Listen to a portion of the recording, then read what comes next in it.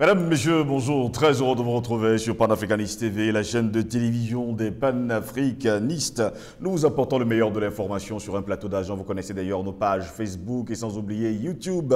Vous n'avez qu'à liker tout de suite pour avoir le meilleur de l'information. La grande interrogation du jour, affaire Gana Gueye, l'homosexualité dans le football européen, les Africains dos au mur, nous nous interrogeons. Eh bien, mesdames, messieurs, dans le cadre de match de football du championnat français de Ligue 1 entre Paris Saint-Germain et Montpellier le 14 mai dernier, les joueurs de Paris Saint-Germain arboraient des numéros de maillot floqués aux couleurs arc-en-ciel, symbole de la communauté LGBT, en guise de soutien à la cause des lesbiennes, des gays, des bisexuels et des transsexuels. Seulement, ce qui devait rester un événement sportif a dégénéré et pour cause, le refus d'un des sociétaires du Paris Saint-Germain, le Sénégalais Idrissa Gana Gueye, de participer à cette rencontre qui le contraignait à épouser une cause qui ne correspond pas à ses convictions personnelles et religieuses. Jeté en pâture par son club dans cette affaire, le joueur africain, qui n'a posé aucun acte ni proféré aucun propos condamnable, a été sommé par la Fédération française de football de s'expliquer d'une attitude pourtant légitime. C'est ensuite déclenché contre lui une véritable fatwa politique, populaire et médiatique, comme si sa seule abstention avait empêché le match de se jouer et son équipe de soutenir une cause que ses dirigeants estiment juste. Face à l'avalanche de condamnations injustifiées à l'endroit d'un joueur qui n'a fait qu'exercer sa liberté, il n'est pas possible en tant qu'Africain de se taire. Nous ne pouvons tolérer cette dérive à l'instrumentalisation du sport à des fins politiques. La France, autoproclamée pays des droits de l'homme, prétend préserver les droits des hommes tout en bafouant ceux des autres. Ne pas se prononcer est un droit inaliénable, sinon il faudra condamner tous les électeurs qui optent pour un vote blanc dans le cadre d'une élection ou d'un référendum.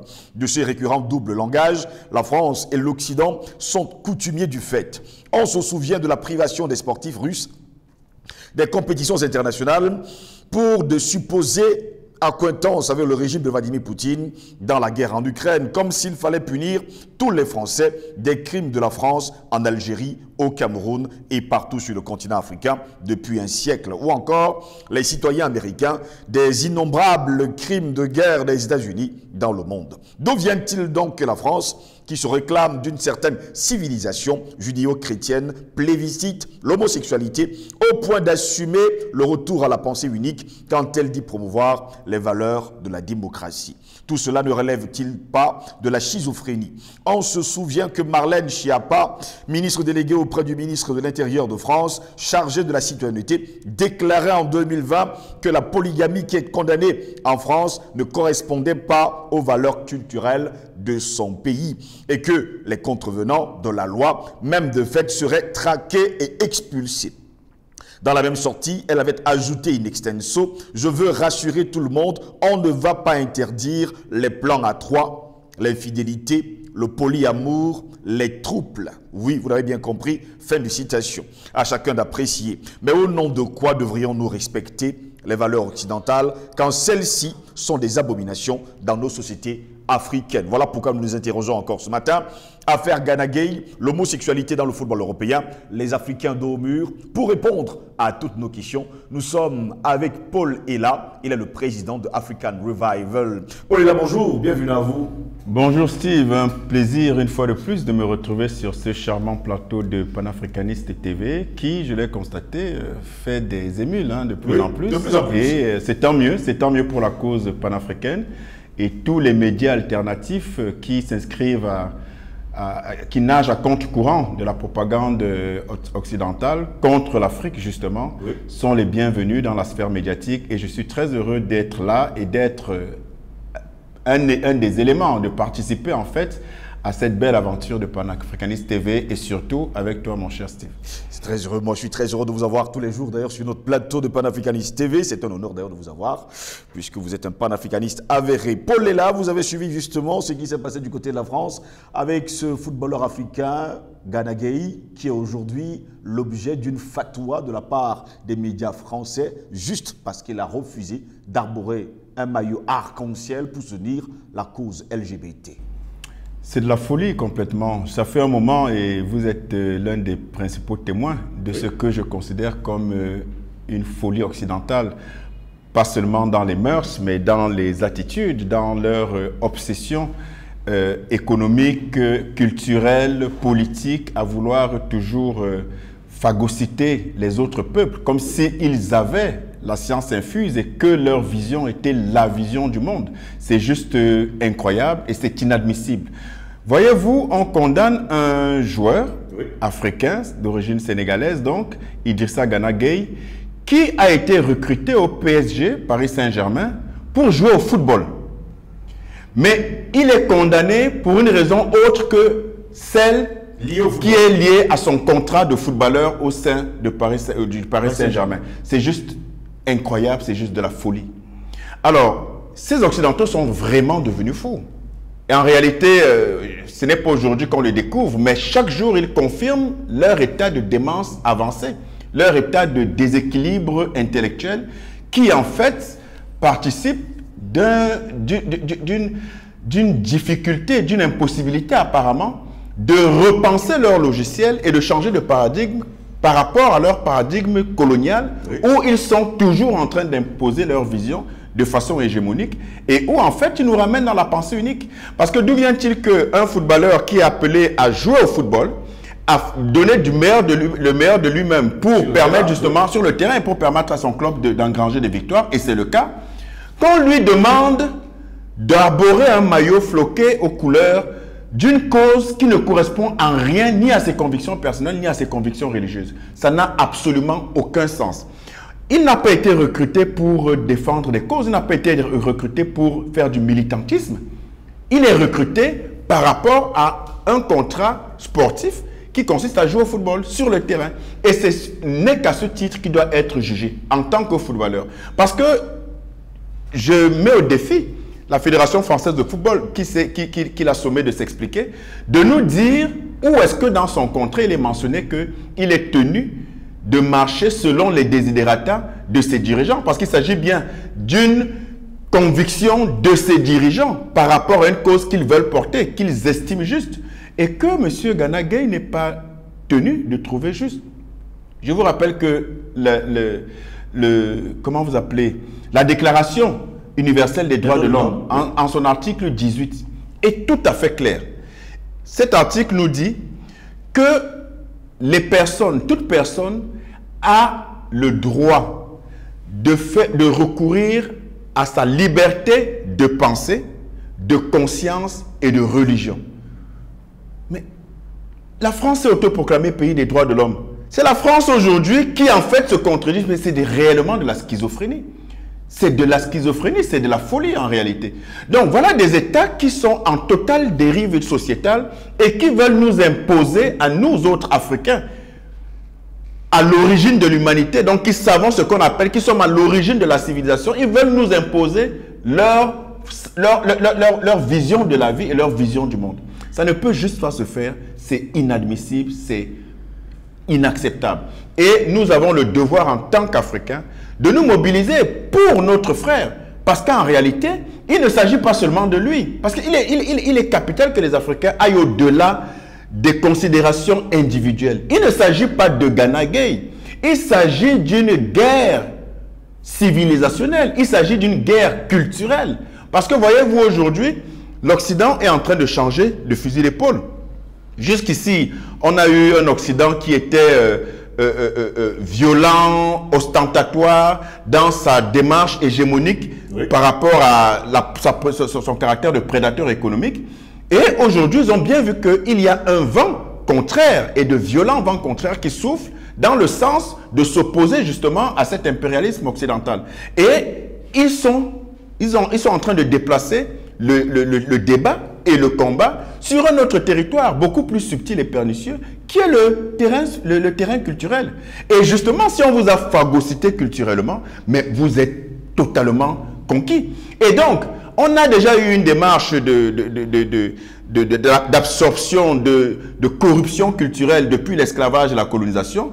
Après, ils se sont affichés au grand jour par rapport à leur engagement, leur velléité, leur violence de prédateurs, dans le sens du pillage, de la spoliation de nos économies. Mais ils sont en train de revenir à quelque chose de beaucoup plus subtil, parce que même en fait le lavage culturel qu'ils ont fait jusqu'ici pendant la période de la colonisation était ostensible, c'était ouvert. C'est-à-dire qu'on vous forçait à changer de nom, on vous mutilait, on vous fouettait parce qu'il fallait changer de nom, parce qu'il fallait parler votre langue, on vous imposait de ne pas produire des biens qui sont profitables à votre communauté, mais seulement profitables à leur économie. Ça, c'était ouvert. Aujourd'hui, c'est beaucoup plus subtil. On passe par les droits. On dit vraiment les droits de l'homme, la démocratie, c'est pour votre bien. On vient vous aider. On parle des nouveaux droits de l'homme. Mais c'est quand même extraordinaire. Je vous rappelle que LGBT, c'est, comme vous avez dit dans votre chronique, c'est lesbienne, gay, bisexuel, transsexuel. Et ce n'est pas tout. Vous avez maintenant queer. Donc, ceux qui ne savent pas trop où ils sont. Et après, vous avez les intersexes, donc ceux qui pensent qu'ils sont entre les deux. Vous pensez que ce sont des causes nobles pour le continent africain, qui est la mère des civilisations, à qui on va apprendre maintenant que la famille traditionnelle n'est plus la norme, et que maintenant, il faut dériver vers ce genre de pratiques abominables. Vous avez bien fait de mentionner les propos de la ministre française, Madame Schiappa, qui, de façon claire et sans embâche, a dit qu'elle traquerait tous les contrevenants à la loi contre la polygamie. Vous savez que la France condamne au pénal la polygamie. Oui, la polygamie. Et elle a dit, même les polygames de fait, ça veut dire même ceux qui ne sont pas officiellement polygames, ça veut dire que si on soupçonne seulement que vous avez deux ou trois femmes, en tout cas, même si ce n'est pas fondé, si c'est une polygamie jugée par eux de fait, ça veut dire qui n'est pas acté par un document juridique, oui, vous êtes traqué et vous êtes expulsé. Et elle a justifié cette vision des choses en disant que la polygamie ne correspondait en rien à leurs valeurs culturelles, en les valeurs culturelles de la France. Mais d'où vient-il que nous, qui avons nos propres valeurs culturelles, on nous dise qu'il faut impérativement et de façon obligatoirement suivre ce genre de pratique. Est-ce que l'Occident est devenu fou? Parce que Mme Schiappa continue dans ses propos en déclarant haut et fort que les plans A3 vont continuer, que les troupes vont continuer et qu'elle ne défend pas l'infidélité, ça va laisser libre cours. L'infidélité va continuer, mais pour la polygamie, c'est interdit. Oui, ils sont devenus fous. Ils sont devenus fous. Ça, c'est-à-dire que je l'assume, je le dis à longueur d'écrit, à longueur de plateau de télévision, et je le justifie. Ils sont devenus fous, si tant est qu'ils n'ont jamais été normaux. Parce qu'en réalité, la malheureuse première rencontre, on va dire, officielle, oui, avec l'Occident, en tout cas l'une des plus marquantes au XVe siècle à la faveur de l'esclavage et de la traite négrière, il n'y a que des déséquilibrés mentaux qui peuvent asservir d'autres humains, des semblables, au point de les mutiler, de les tuer, de les torturer pour piller leur richesse. On ne peut pas être équilibré mentalement en ayant ce genre d'attitude. Je prends le cas de Haïti, qui est puni aujourd'hui, qui est l'un des pays, sinon le pays le plus pauvre au monde. Mais pour quelle raison? Tout simplement parce que la France d'abord, les États-Unis ensuite, et entre les deux, l'Allemagne, ont décidé de faire de Haïti l'exemple, le modèle de pays dont il ne faut pas suivre l'exemple, et justement en châtiant ce pays-là. La France a fait payer à Haïti pendant près de 100 ans une dette pour dédommager les esclavagistes et les colonialistes français. Est-ce que vous pensez que des gens qui sont raisonnablement constitués peuvent avoir ce genre d'analyse? Ce n'est juste pas possible. Alors, là, je vous parle depuis 1804. Oui. Ça fait plus de 140 ans. Environ 200 ans. Alors, vous avez ensuite les Américains avec leur système financier unique qui n'a pour seul mécanisme que le pillage. Ça ne date pas d'aujourd'hui. Aujourd'hui, c'est pour ça que je parle d'ajustement de forme dans des manières beaucoup plus subtiles mais plus pernicieuses. Vous savez qu'aujourd'hui, quand on sait ce que valent le FMI et la Banque mondiale, quand ils ont été créés à Bretton Woods en 1944, en réalité, ce sont des instruments pour asservir les peuples par le mécanisme de la dette qui permet d'enrichir justement les pays occidentaux et précisément les États-Unis. C'est la seule mission principale de ces institutions-là. Mais quand je dis ça, je veux montrer à quel point ce n'est pas en 1944 que ça a commencé, ce n'est pas en 2022 non plus. Entre 1810 et 1820, les États-Unis se sont immiscés dans l'ingérence de Haïti et ont bouté la France en dehors de Haïti parce que justement, il y avait du beurre à se faire.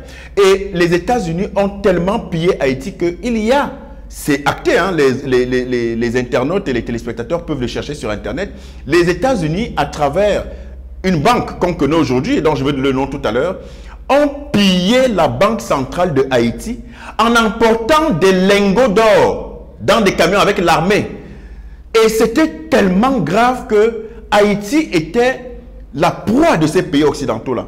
Non seulement la dette a payé pendant une centaine d'années, l'hégémonie économique américaine qui a fini de piller le Haïti, mais aujourd'hui, la prospérité de certaines banques, et c'est la Citibank que je cite là, c'est la Citibank en réalité qui ne s'appelait pas Citibank à l'époque, mais à l'origine, c'est la Citibank qui est à l'origine du pillage de la banque centrale haïtienne en prenant avec des camions, avec des soldats et tout ça, qui sont venus braquer en réalité la banque de Haïti, la banque centrale de Haïti, parce que les choses étaient en train de tourner en leur défaveur et il fallait faire vite.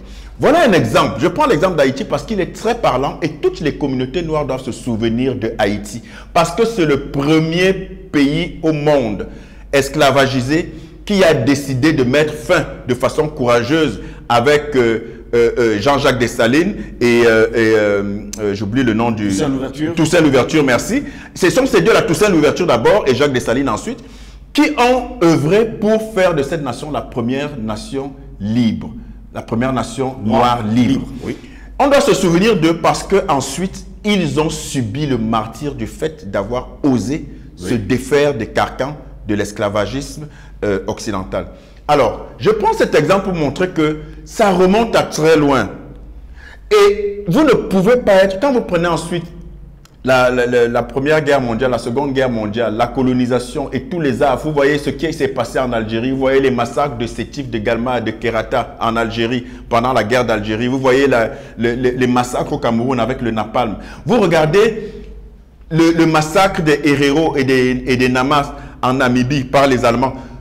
La Première Guerre mondiale, je l'ai dit déjà, la Deuxième Guerre mondiale, ainsi de suite. Les guerres d'Irak, de Libye, de Yémen, de Syrie, d'Afghanistan, qui ont fait des dizaines de millions de morts. Alors, je te demande, mon cher Steve, tu penses vraiment, en ton âme et conscience, que des gens comme ça, c'est des gens normaux? Parce que ta question, c'est de savoir, est-ce qu'ils sont devenus fous?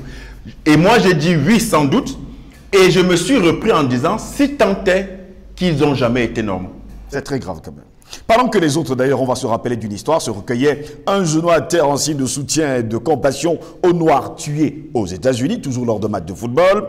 Marcos Alonso, debout, refusant de soutenir la condamnation de la haine raciale contre les Noirs aux États-Unis. Aucun média, ni aucune organisation n'en a parlé, ni n'a dénoncé cet acte. Mais quand il s'agit d'un Noir, tout le monde lance une fatwa. Absolument. Et je rappelle aussi que ce n'est pas Idrissa Gana Gueye n'est pas le premier à refuser de jouer.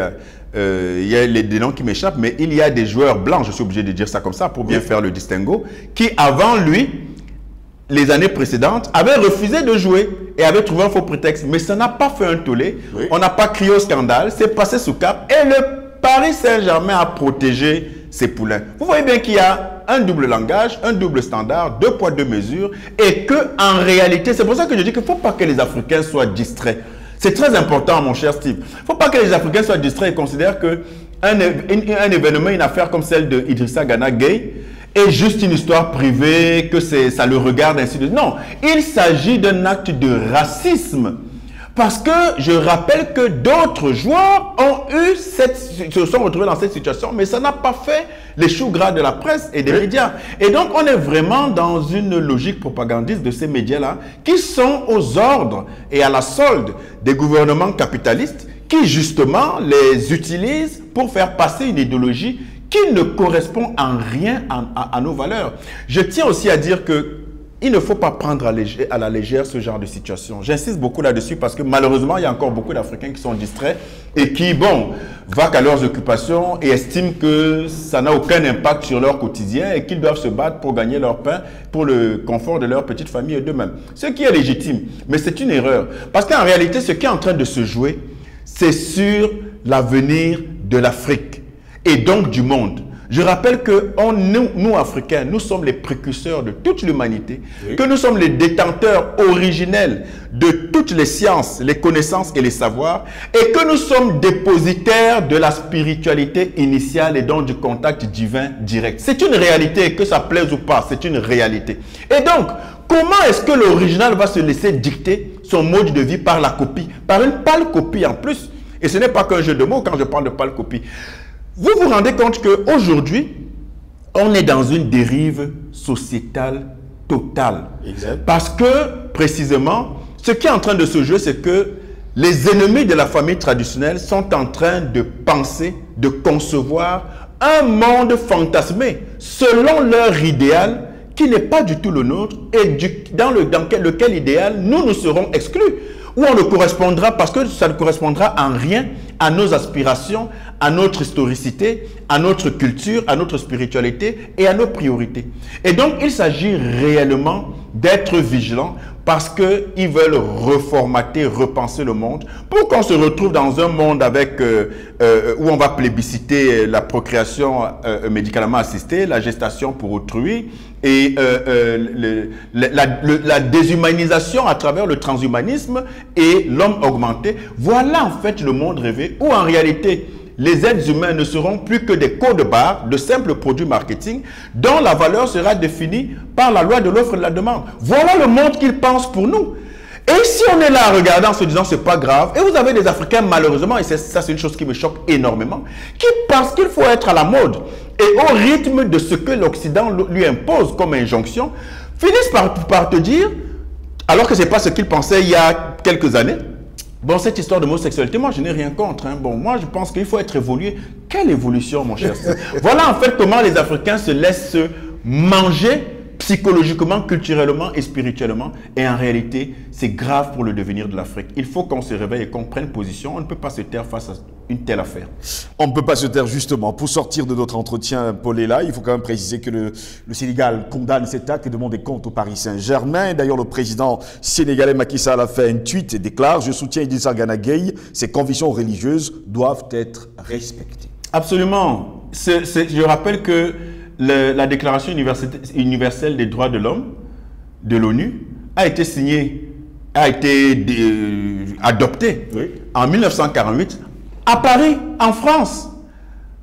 Mais c'est quand même extraordinaire. Et que, je rappelle, l'article 18 de cette Déclaration des droits de l'homme, à laquelle on souscrit l'essentiel des pays, dont la France, qui s'est autoproclamée, on ne sait pas qui l'a mise là, mais c'est l'autoproclamé pays des droits de l'homme. Parce que la charte a été signée justement. Voilà, mais justement, on se rend compte que ça ne suffit pas d'avoir signé un acte chez eux, alors qu'ils sont les premiers à bafouer cet acte. Puisque l'article 18, je le rappelle, de cette Déclaration universelle des droits de l'homme, dit clairement que toute personne a le droit d'exercer sa liberté de pensée, de conscience et de religion.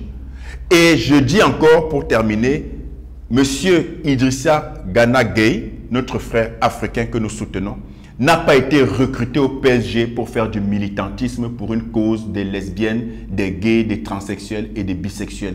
Il a été recruté pour jouer au football sur le terrain et pour produire des résultats, ce qu'il fait très bien jusqu'à aujourd'hui, jusqu'à ce qu'on me demande que dans son contrat, il y a une clause qui exige qu'il est tenu de respecter tous les desiderata, même les plus obscurantistes de ses dirigeants de club, et qu'il faille donc l'accuser de n'avoir pas soutenu une cause qui ne correspond en rien aux valeurs originelles de l'Afrique. Merci à vous pour l'avoir été des nôtres. C'est moi qui vous dis merci. Mesdames, Messieurs, c'est ici que s'achève cette autre édition de Parole aux panafricanistes. Nous nous interrogions au cours de cette matinée à faire Gana Gueye, l'homosexualité dans le football européen, les Africains dos mur. En tout cas, on espère qu'on a apporté des éléments de réponse. Au plaisir de vous retrouver très prochainement. Bonne journée à toutes et à tous.